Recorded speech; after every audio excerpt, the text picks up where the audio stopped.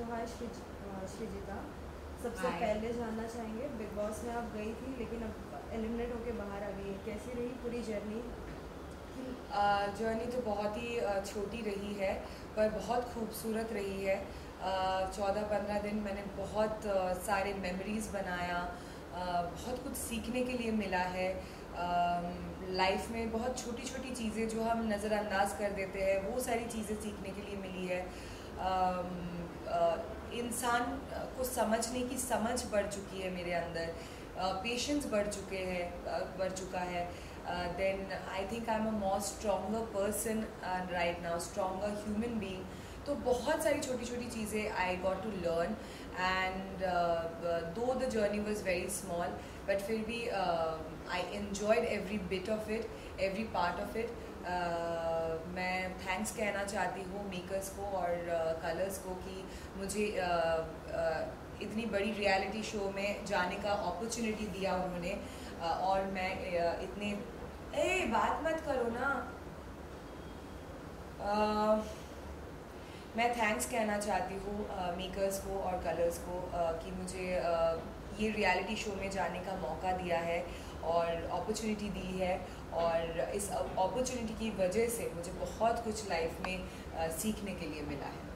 साथ ही बाहर निकले जब आप, तो फ्रेंड्स एंड फैमिली के तो बहुत सारे रिएक्शंस मिले ही होंगे कि आपको ऐसे नहीं ऐसे करना चाहिए था, और आपने भी एपिसोड्स देखे ही होंगे, तो कितना कुछ ऑनेस्टली फ्रेंड्स और फैमिली ने तो ज़्यादा कुछ रिएक्शन नहीं दिया। इनफैक्ट जितना मुझे इंसाइट मिला है फैंस से या फैमिली से या फ्रेंड्स से, यही कि you are doing very well, आप अच्छा खेल रही थी, आप स्ट्रॉन्ग थी।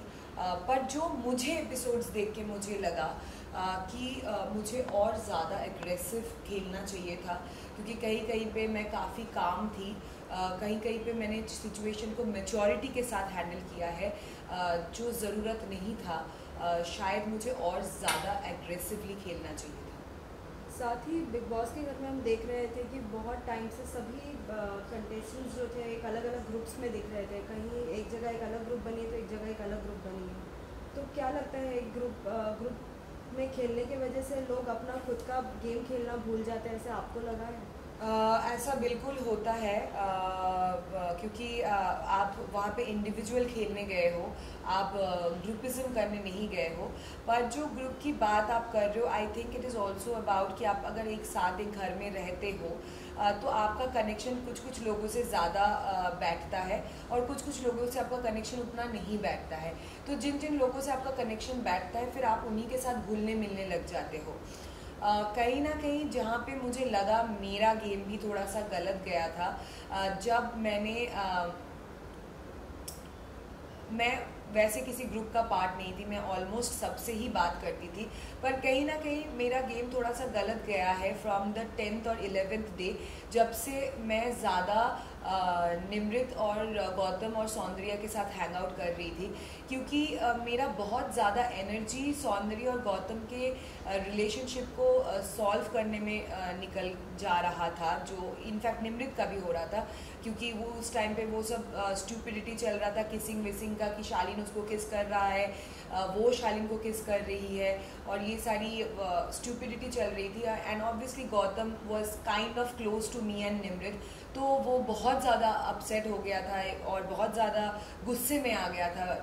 तो काफ़ी टाइम हमारा निकल गया था उस टाइम पे उसको समझाने में या सौंदर्य को समझाने में, जो कि ज़रूरत आई थिंक बाहर आने के बाद मुझे लगता है कि दैट वाज नॉट रिक्वायर्ड, क्योंकि मैं उन दोनों का गेम खेलने वहाँ नहीं गई थी। ठीक है, as a nice human being मैं उन दोनों को समझा सकती हूँ, आफ्टर ऑल जो डिसीजन होगा उनका, वो भी एक बड़े इंडिविजुअल है, वो खुद डिसीजन लेंगे, समझा के कुछ फ़ायदा होता नहीं है। पर मैंने और निमृत ने शायद बहुत टाइम वेस्ट वहाँ पे कर दिया था जो रिक्वायर्ड नहीं था।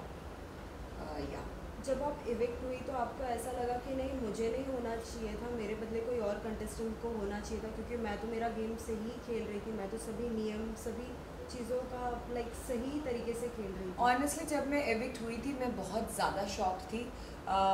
मुझे डेफिनेटली लगा कि शायद इतना जल्दी तो मुझे नहीं जाना चाहिए था, लेकिन जब मैं घर पे वापस आई और एपिसोड्स बहुत सारे पुराने जो एपिसोड्स हैं मैंने देखा, तो मुझे कहीं ना कहीं लगा कि हाँ, इतना जल्दी नहीं जाना चाहिए था। मैं तो अच्छा खेल रही थी, पर कहीं ना कहीं ये भी नॉलेज मुझे लगा कि यहाँ पे मैं बेटर खेल सकती थी। साथ ही बीच में बिग बॉस ने भी बीच में रियलाइज़ कराया था कि आप और टीना बहुत अच्छे दोस्त थे, लेकिन साथ ही हम देख रहे थे कि बहुत ही बैक बिचिंग टीना भी एक साइड से कर रही थी। क्या लगता है as a like friend she should have not did that, कि वो लाइक गेम के लिए कुछ भी कर रही थी जैसे? नहीं, आई डोंट थिंक वो गेम के लिए कर रही थी, क्योंकि मैं उनको पिछले 10 साल से जानती हूँ और वो बहुत ही एक इनसिक्योर किस्म की लड़की है, और उन्होंने ये चीज़ें बहुत बार किया है, बहुत बार किया है।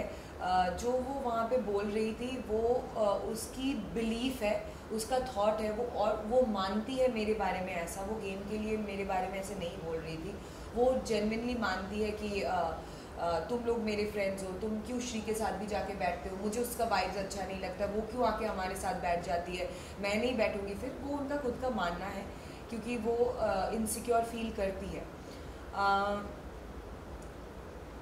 क्या क्वेश्चन था? कि एज इन लाइक वो आपकी अच्छी फ्रेंड है और ओ या, तो फर्स्ट ऑफ ऑल हम बिल्कुल अच्छे फ्रेंड नहीं थे। It was more like a taunt, जो सलमान सर ने भी बोला था, इट वॉज अ टॉन्ट।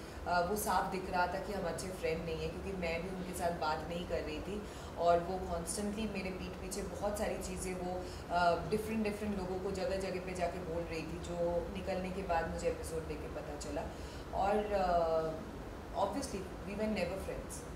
साथ ही बिग बॉस के घर के बाहर निकलने के बाद लाइक सही ऐसी ही बात है कि पूरा रूटीन चेंज हो जाता है, तो कितना सबसे ज़्यादा मिस किया है कोई ऐसा कंटेस्टेंट जिसके साथ हमेशा से डेली लाइक बहुत अच्छा बॉन्ड था? ऑनेस्टली हाँ, रूटीन तो बिल्कुल भी चेंज हो जाता है कि आप बाहर के दुनिया के साथ बिल्कुल कनेक्ट नहीं कर पाते हो। अभी तक मैं कनेक्ट नहीं कर पा रही हूँ, शायद मेरा शरीर इधर है, पर दिमाग, मेरा सोल, मेरा सोच, सब कुछ उसी घर में भटक रहा है। और मैं ऐसा किसी एक को ऐसा कुछ नहीं कि मैं मिस कर रही हूँ, मैं बहुत लोगों को मिस कर रही हूँ। मैं वो माहौल मिस कर रही हूँ, वो कांस्टेंट बातचीत में मिस कर रही हूँ, वो उस घर को मिस कर रही हूँ, और डेफिनेटली बिग बॉस की आवाज़ को मिस कर रही हूँ। साथ ही हमने देखा कि बीच में आपकी बहुत लोगों के साथ थोड़ी बॉन्डिंग थोड़ी वैसी हो गई थी, जैसे किचन एरिया में गौरी के साथ कुछ चीज़ें हो रही थी जिस पे आपने भी कुछ कहा और गौरी ने भी कुछ कहा। क्या लगा कि किसकी गलतियाँ थी और किसे उसमें लाइक सुधार रखना चाहिए था? देखिए, गलतियाँ तो मतलब मेरे हिसाब से ऑब्वियसली वो गलत थी, उनके हिसाब से मैं गलत थी। मेरा सिर्फ यही कहने का पॉइंट था उस टाइम पे कि बी लिटिल सेंसिबल।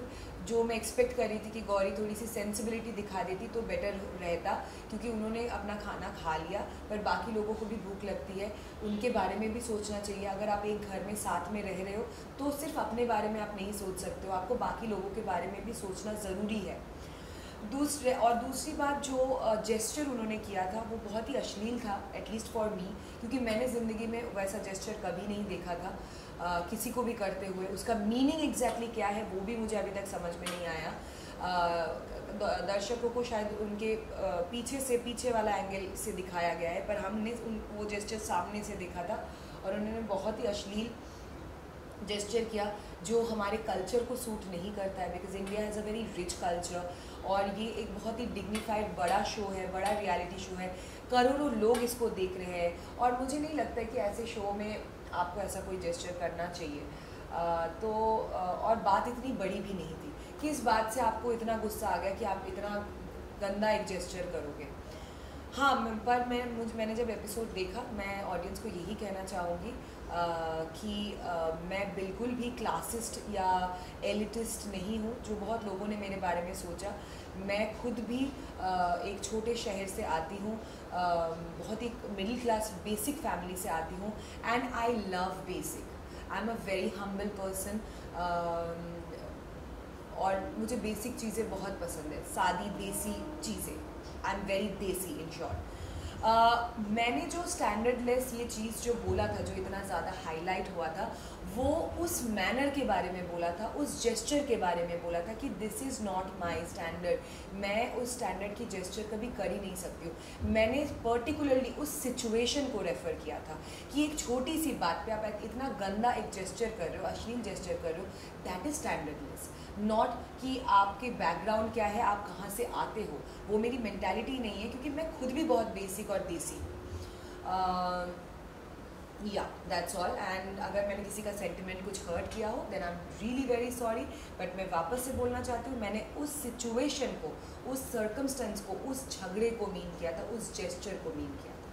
साथ ही हमने देखा हाल ही में सुम्बुल के डैड भी आए थे, उसे कहीं ना कहीं वो समझाने की कोशिश कर रहे थे, एक इंडिकेशन देने की कोशिश कर रहे थे।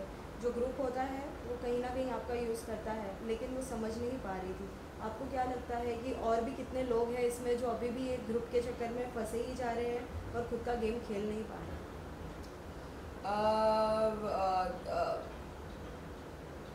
ऑब्वियसली कहीं ना कहीं मुझे बाद में लगा कि कहीं ना कहीं मैं भी इसकी शिकार हुई थी। जैसे मैंने बताया कि गौतम और सौंदर्य वाला केस में मैं और निमृत कुछ ज़्यादा ही इन्वॉल्व हो गए थे, जो ज़रूरत भी नहीं था।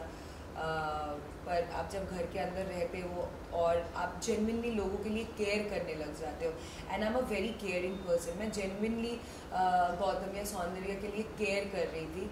पर जब अब मैं बाहर से आके चीज़ें देख रही हूँ तो मुझे लग रहा है कि कहीं ना कहीं इनका रोमांस भी फेक है, तो मैं क्यों किसी फेक चीज़ के लिए केयर कर रही थी।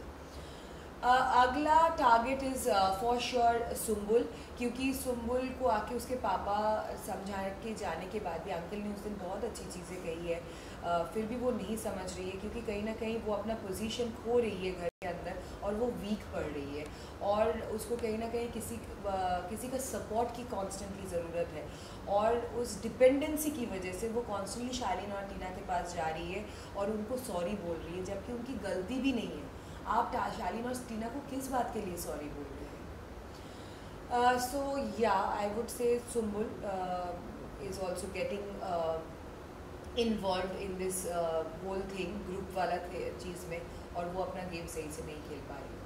साथ ही ये भी जानना चाहेंगे, हाल ही में लाइक शालीन ने भी कहा था कि जो मेरी वाइफ है वो मेरी बहुत ही अच्छी फ्रेंड है, लेकिन उसके बाद ही बाहर बहुत सारे लाइक रिएक्शंस आए, आपने भी पढ़े होंगे, आपने भी देखे होंगे। क्या लगता है जो वो कहते हैं वो सच होता है या फिर वो एक झूठी गेम, एक झूठा फेस लाइक? नहीं, शालीन का मुझे डेफिनेटली डे वन से ही ऐसा लगता है, और बहुत जगह पे भी शायद मैंने ये कहा है that I don't like Shalin because he is extremely fake.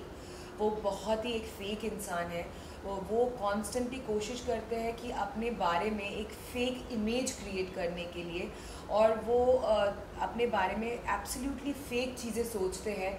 वो मतलब अपने बारे में सोचते हैं कि वो सातवीं आसमान में रहते हैं, like all about air, and he is living in a bubble. और वो मैंने पहले भी बोला है कि बबल का क्या होता है ना, कि ज़मीन के ऊपर तो रहते हैं पर बहुत ही जल्दी फट भी जाता है, तो he is very fake.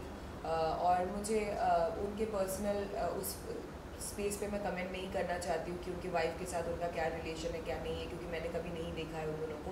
But about the show, in the show मैंने जितना शालीन को देखा और समझा है, he is extremely fake. He is constantly trying to portray an absolutely fake image about him towards the audience.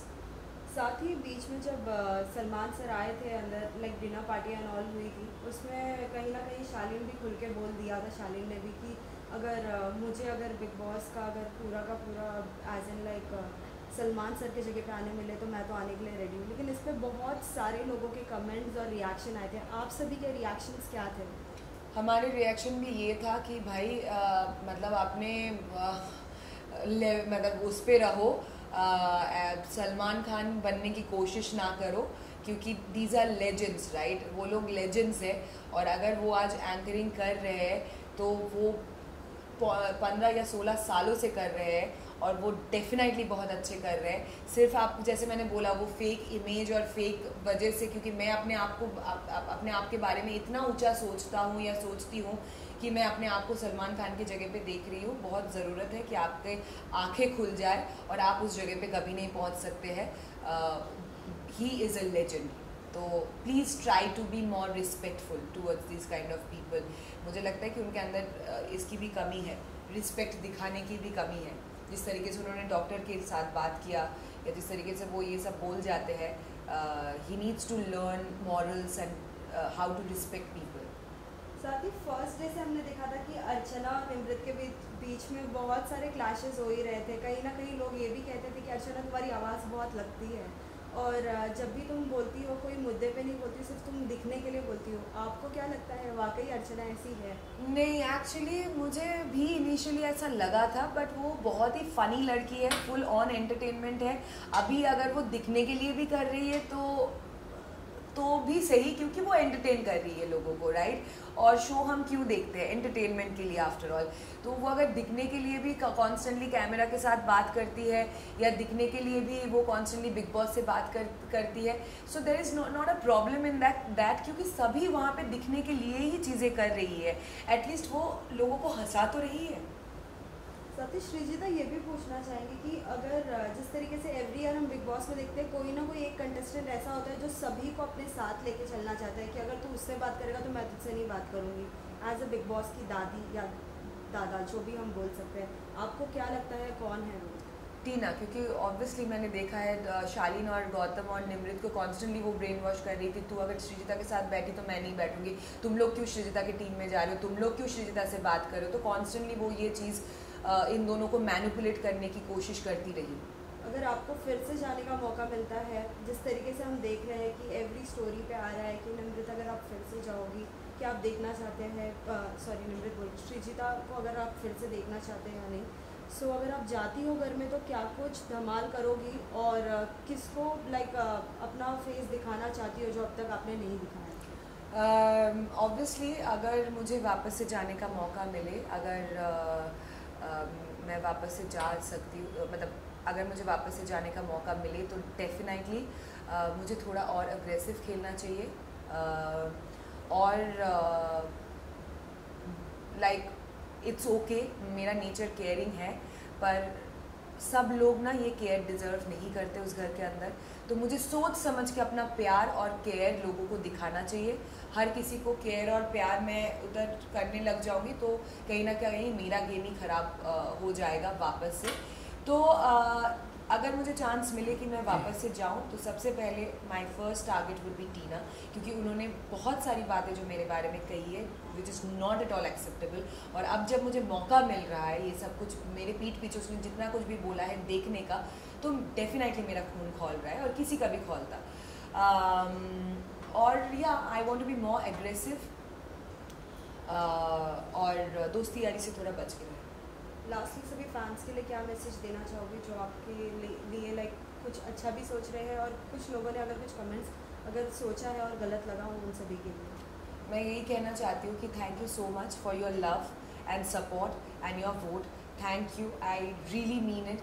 और जैसे कि मैंने बोला है पहले भी, मैंने क्लियर किया है कि शो के दौरान अगर मैंने किसी का भी किसी तरीके से भी अनजाने में इमोशंस हर्ट किया हो या किसी को मेरा कोई जेस्चर अगर बुरा लगा हो, then I am very very sorry about it, क्योंकि मेरा ऐसा बिल्कुल भी इंटेंशन नहीं था। और दूसरी बात, आपके कमेंट्स काफ़ी आ रहे हैं मेरे पास, काफ़ी मुझे उससे इंसाइट्स मिल रहे हैं, इसीलिए ऐसे ही मेरे बारे में ट्वीट करते रहिए, कमेंट्स करते रहिए ताकि मुझे और इंसाइट्स मिले। And thank you so much for all your love and support. और अनजाने में अगर कुछ गलती हो गई है then sorry. Thank you. Thank you.